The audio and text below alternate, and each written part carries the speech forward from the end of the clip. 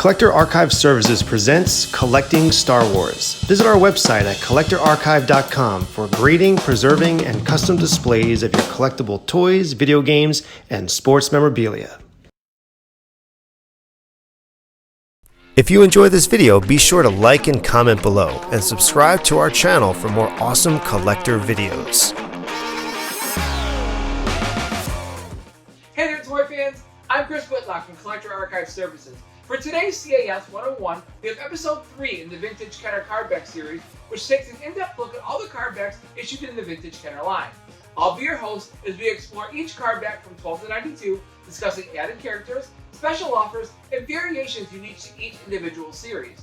In this episode, Kenner transitions from Star Wars to The Empire Strikes Back, gives Boba Fett his very own cardback, and tests the faith of its fans by asking them to send away for a free figure without showing them what they're going to get. Stay tuned as we discuss this pivotal issue in the Star Wars line with 5 facts about 21 backs. Fact number 1. One character to rule them all. Boba Fett. Need I say more? When discussing debut cards, no other character's debut issue has the thunder of panache as the bad-to-the-bone bounty hunter Boba Fett. Released on a cardback featuring a movie-realistic image of the character flying through space, defying everything we know about fire-needing oxygen by using a flamethrower in the dark abyss, the 21-back Boba Fett cardback was instantly legendary. Unlike any subsequent teaser figure, Boba Fett made his appearance on a cardback issued for a movie from which he never appeared. In doing so, his image and the unique card front character description left kids speculating in amazement as to what Boba's role would be in the new movie. The Star Wars 21A is the single most valuable, widely released debut card in the line. He is the undisputed king of valuable, widely released debut cards, while the DT Saber Jedis, the 31-back Boss, the 45-back C-3PO, the 48A Lom, and the Power of the Force Anakin all command higher prices. Most of their value is tied to their limited release. Boba Fett was issued in proportion to the rest of the figures in the 21-back line, and yet his value dwarfs any other character and many rare variations. With Boba, it's a matter of good supply but even greater demand. Collectors clamor for his rookie issue, as well as every other issue, with a ferocity that is unmatched in the hobby. For Fett fans, the 21-back offered a variety of Fett options to collect. Offered on every single issue, the debut Fett can be found with an offerless card, with a secret figure sticker offer, as well as a secret figure Empire Strikes Back card. The Boba Fett 21A and 21B is unique to any other vintage cardback in that it features a brief description of Boba Fett's role in the upcoming movie on the front of the card. It's also the first card to feature the name of the new movie. The description reads, Boba Fett, a fearsome interplanetary bounty hunter, a threat to the Rebel Alliance, especially Han Solo, a new character in Star Wars, The Empire Strikes Back. This little piece of information was enough to tantalize kids as they waited for the new movie, and helped to solidify Boba Fett as a legend he was destined to become. This unique piece of description puts the debut card in a league of its own.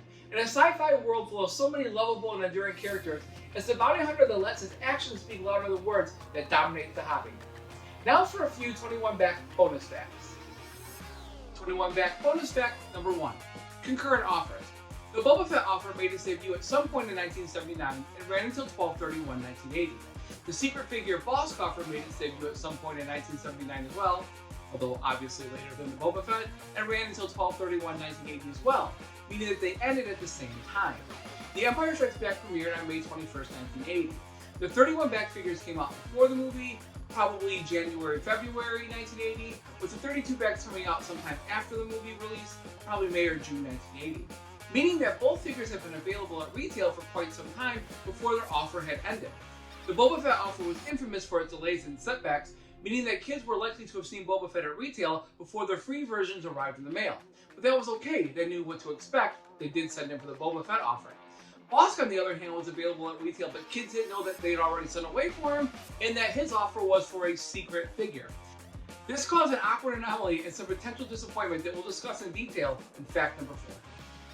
21-back bonus fact number 2. The Star Wars 20B backs and the Star Wars 21B backs look exactly the same. From the front, anyways. Discussed at length in my previous video, 5 facts about 20 backs, shameless plug number 1. The 8 characters to debut on the 20 backs were extremely hard to find on their debut 20 backs. The good news for budget-minded collectors is that the 21A and 21B backs look identical to their rarer predecessors from the front, meaning that the rare set that can take years to complete and cost several times as much to acquire as the more common set looks identical to its more common later release at first glance. Only by turning the card over and noticing that Boba Fett is absent can one determine the rare from the common. However, if you take time to assemble a scarce 20B debut run, a discreetly placed CAS label on a graded mint on card figure can reveal the figure count on the card back without having to handle the item. And that, my friends, qualifies as shameless plug number 2. 21 back bonus fact number 3. The Star Wars 21 back Fett was not his first card back appearance. There was another. In the American market, the 21A Boba Fett is considered to be his debut card. However, in the North American market, Fett was released just a little bit sooner. Beginning a tradition that they would probably continue straight to the Yak-based release, Canada released Boba Fett on a card back on which he was not included in the figure count. In Canada, Boba Fett made his debut card on the Star Wars 20 back. He wasn't advertised as an available figure on the card back in which he was sold. This is a quirky theme that we see often in the Canadian line, one of many quirky themes that we'll be exploring in a future episode. 21 back bonus fact number 4. Anthony Sprinkles lied to you.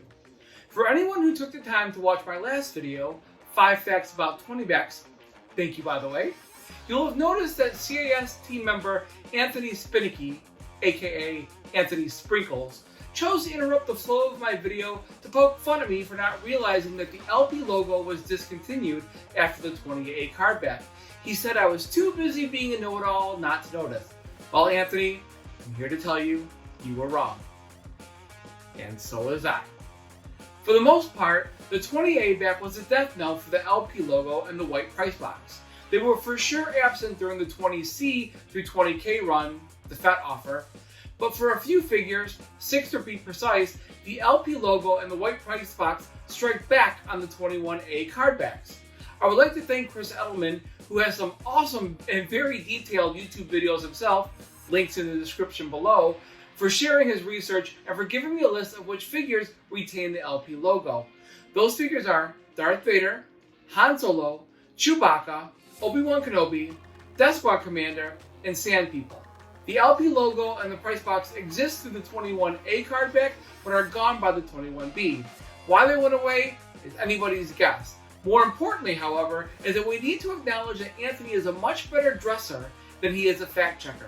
Or at the very least, he's always wearing an amazing t-shirt, so he's got that going for him. Hey Chris, I just want to say no problem at all. Now, I may not be as accurate as some of those Facebook fact checkers. However, I'm always happy to help when I can. But I have one question.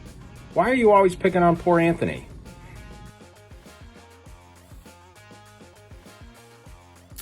Hey, thanks for that, Chris. Yeah, that's a great question. Why is he always picking on poor Anthony? Now, folks, we'll get right back to Professor Whitlock, but I want to take a quick minute to tell you about an easy and fun way to win up to $50 in CAS credit. We're once again asking you to send us videos of unboxings of CAS items that are coming back to you, or if you just happen to have a CAS item that you like, that you want to show and tell us about, videotape that and send it to us. We will credit your account $25 per video, limit 2 per customer.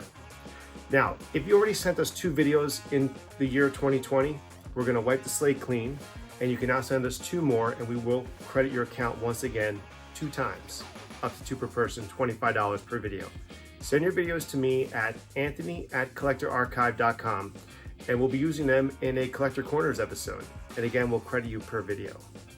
Again, that email is anthony@collectorarchive.com. Now back to the professor. Enjoy the rest of 5 facts about 21 backs. Fact number 2. It was the first of times, it was the last of times. The 21 back Star Wars card was both the last card to feature the Star Wars logo and the first to feature the Empire Strikes Back logo. We refer to the Empire Strikes Back 21 back as a transition card back. Similar to the Return of the Jedi 48 back, these cards feature the logo for the new movie, but do not feature any of the new characters from that movie. Except for Boba Fett, but he's pretty much the exception to every rule. The Empire Strikes Back 21 back was the first of the 2 transition card backs. Also seen for the first time on 21 backs, specifically the 21B card back, were a complete display of production features and playsets featured on the back of the card. If you remember the 20A and 20B, and also the 21A card back, they feature prototype versions of the creatures and playsets. The 21B is the only card back to feature actual production images of the items as they appeared in stores. The 21 backs were also the first and only card backs to feature a secret figure offer. All previous and subsequent offers let customers know what they would be getting. Not the 21 backs. They went to great lengths to keep their giveaway secret, even if it did make for an awkward looking and somewhat aesthetically boring offer. We'll talk more about that in fact number 4. Sadly, the 21 backs marked the end of several staples of the card back card art, as well as an unceremonious end to many of its featured products. Gone forever was the Star Wars logo from the card back. The phrase Star Wars was embedded into the Empire Strikes Back, Return of the Jedi, and Power of the Force logo, but the grand, bold, 2-line Star Wars logo was gone for good. With it went the double racetrack that surrounded the image of the character. Subsequent card backs would feature a thinner, single racetrack. The golden Hildebrand image of Luke and Leia was deleted on all future card backs as well, along with the speckled star field that appeared in the black borders surrounding the card back. This gave the Empire Strikes Back a cleaner, more uniform look. Turning the card over, all the playsets, the do-back as well as the Star Wars version of the action figure display case were retired without warning. Unlike the action figures, all of whom continued to be produced throughout the entire Kenner run, Kenner chose to discontinue most vehicles and playsets. Anyone who didn't get these items during the Star Wars run would be out of luck with everything except for the do-back, which would see a cameo a few years later during the Collector's Series. This disappointed many collectors, myself included. Finally, the 20-back cards were the last card backs to host the Death Squad Commander amongst their ranks. Beginning with the 31-back series, the Death Squad Commander was renamed the less menacing Star Destroyer Commander. The Empire Strikes Back 21-back card is the last card to host the name Death Squad Commander, and it's also his only Empire Strikes Back card. Fact number 3, card back variations. Lots and lots of card back variations again. If you thought you were going to get off easy with the 21 backs, after the 21 backs and their 11 different card back variations, guess again. The 21 backs tipped the scale with 9 different card back variations. I do cut the 21 backs a little bit of slack. When transitioning between movies and running an offer, there were bound to be some variations. Still, it's a lot to process. Similar to the 20 backs, the 20 backs have 3 core variations, with the remainder of their variations being comprised of offer stickers and offer extension stickers. We look at the 21A, 21B, and the Empire Strikes Back 21 back as the 3 main variations. Every other variation will have one of these 3 as a base, but with added stickers. Here are the different variations. The 21A and 21B, just like the 20 back predecessors, look very similar, and their differences, just like the others, have to do with non-production versus production versions of the creatures and playsets on the back of the card. Picking up where the 20B left off, the 21A shows the non-production versions of the Droid Factory and the do-back, whereas the 21B finally shows production versions of the items. The 21Bs finally got it right, and then were quickly replaced by the secret figure offers. 21C. The 21C is a 21A or a 21B with a secret figure offer sticker placed on the front and the back of the card. This is the exact same sticker found on the super rare 12E and the 20K cards. The Star Wars 21 back is the last card to get a secret figure offer. Now, Chris, I promise this is the last time I'm going to interrupt your information flow, but I do have a bonus fact that may be helpful in your viewers when looking at 21C cardbacks. Now, you've already pointed out that the 21C cardback does come with the Starburst sticker on the front, as well as the sticker covering up the bottom half on the back. Now, what we don't know is we don't know whether this cardback was originally a 21A or a 21B, but there is a way to tell. Now, if you look at the 21A, down in this corner, there are copyright information. So in this corner, on the 21A, there's one single copyright number in this corner. If you look on the 21B in this corner, there are 2 copyright numbers. And so when you look at the 21C, you can look down in this corner and count the number of copyrights. If there's a single copyright, then this card was originally a 21A, or of course if there are 2, which is the most common, then this was a 21 back B before the sticker was applied. Now hopefully this is helpful to your viewers. Keep up the great work with the videos, and hopefully I won't interrupt you anytime soon. All right, take care. 21D. The 21D is a 21C secret figure offer with a small rectangular offer extension extending the offer from May 31st, 1980 to December 31st, 1980. 21E. The 21E is a 21C secret figure offer with a large round offer extension sticker extending the secret figure offer from May 31st, 1980 to December 31st, 1980. 21F. The 21F is a 21C secret figure offer with both the large round and small rectangular offer stickers placed on the back. 21G. 21G is the first official Empire Strikes Back card.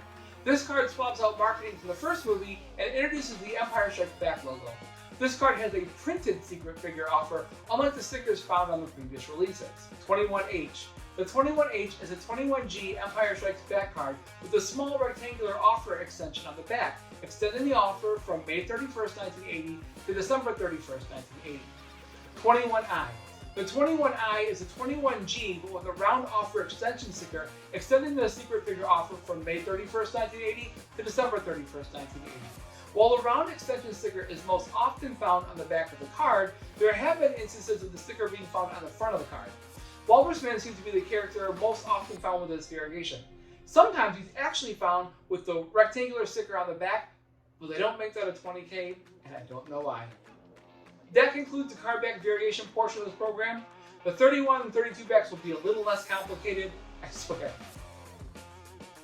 Fact number 4, the secret figure offer.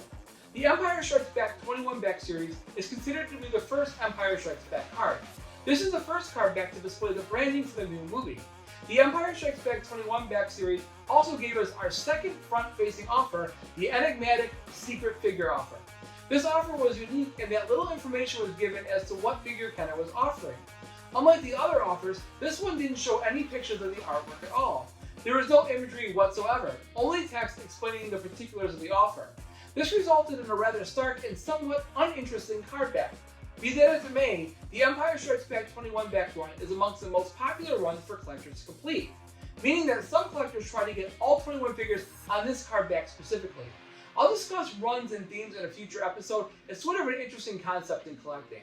Also, in spite of the lengthy tenure of the secret figure offer, the Empire Strikes Back 21 back series was short-lived at retail and is considered one of the toughest Empire Strikes Back card backs to find. This run is also challenging because the Jawa, and especially the Stormtrooper, is exceptionally difficult to acquire. When the secret figures began showing up in mailboxes, the world was introduced to Boss, another bounty hunter, which tipped them off that the concept of bounty hunter would be an important theme in the Star Wars universe. The perplexing part of the secret figure concept was that nobody knew which figure they would be getting. And once the Empire Strikes Back figures began showing up at retail, nobody knew if the secret figure was one of the figures showing up at stores. It was completely plausible that some people bought a Boss action figure in stores and used his proof of purchase to send away for another Boss. This may be why the Empire Strikes Back 21 back was the only secret figure offer in the entire Kenner line. Fact number 5, figure variations, rarities, and the Power of the Force coin sticker. Figure variations. The 21 back series is known as being the first card to host the elusive Red Bar R5D4. R5D4 is an astromech droid similar to R2D2 and therefore shares many parts and design elements to his blue counterpart. R2D2's sticker design was reused for R5D4, although with a red-orange color scheme to match R5's color in the movie. When the stickers were recolored for R5D4, the two boxes flanking the upper portion of the droid's body were left white. This is in contrast with R2D2, whose boxes were colored blue. The common R5D4s retained these white boxes throughout the entire Kenner run, right up to his last appearance on the Return of the Jedi card. However, occasionally, on 21 backs and throughout the remainder of the figure's run, some R5D4s were distributed with the left upper box, and only the left upper box, filled with the signature red-orange color. Mint on card versions of this figure are extremely hard to find, and although he is most common on the 21 back, he's actually available throughout the entire run as well.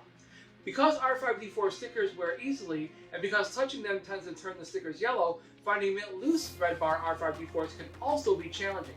Expect these to be pricey for both loose and mint on card versions.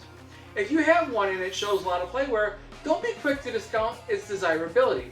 Here's a picture of a unique custom a CAS client did to display some rare but well-loved red bar R5D4s. And that, my friends, is shameless plug. What is it, number 3 now? Number 3. Rarities, the mystery of the missing stormtrooper. Focus collectors trying to put together a set of Star Wars or Empire Strikes Back 21 backs, or trying to assemble a run of stormtroopers on every known card back have to deal with the stormtrooper's inexplicable absence on the 21 back cards. The Empire Strikes Back 21 back stormtrooper is a key piece in that run, with maybe one or two coming to the secondary market every year.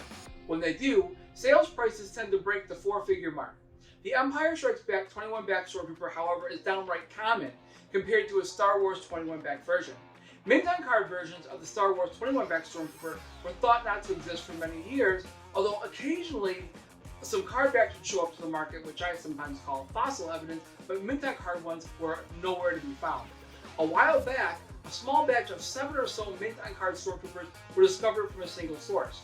These sold for large amounts of money, and most remain locked away in personal collection. Rarely does a Star Wars 21 back stormtrooper surface. When it does, it's big news, and even bigger money is spent on those who desire to secure it. The Power of the Force coin offer. In 1984, 5 years after the 21 backs had come and gone, Kenner introduced the Power of the Force coin. These were a value-added item that were included to the last wave of figures, or could be redeemed through sending in an obnoxiously large yellow sticker that were placed on the card backs.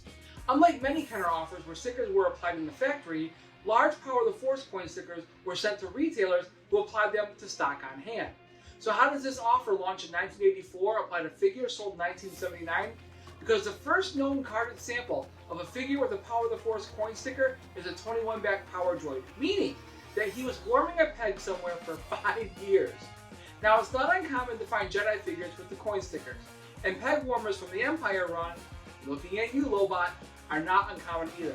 But it's hard to imagine the store having unopened stock from 1979 still hanging in the rack in 1984, and yet it's true. Typically, the Power of the Force coin stickers don't add value to an action figure, and since entire rolls of the stickers have hit the secondary market, I don't recommend paying large premiums for older figures with coin offers. But some stickers and card backs show appropriate amount of wear that suggests that they did spend copious amounts of time on the store shelf. And it's fascinating to imagine that something we cherish today sitting unloved at stores for years. Except Lobot, I think there's still one at my Target. I'll have to check. So that's my 5 facts about 21 backs. Thank you for sticking around as we talked about Boss, Boba Fett, and transition cards. Look out for my next episode, 5 facts about 31-32 backs, where Boss goes missing, the small hat Han makes an unexpected cameo, and the simple sticker can make an inexpensive figure worth thousands of dollars. Until then, keep collecting.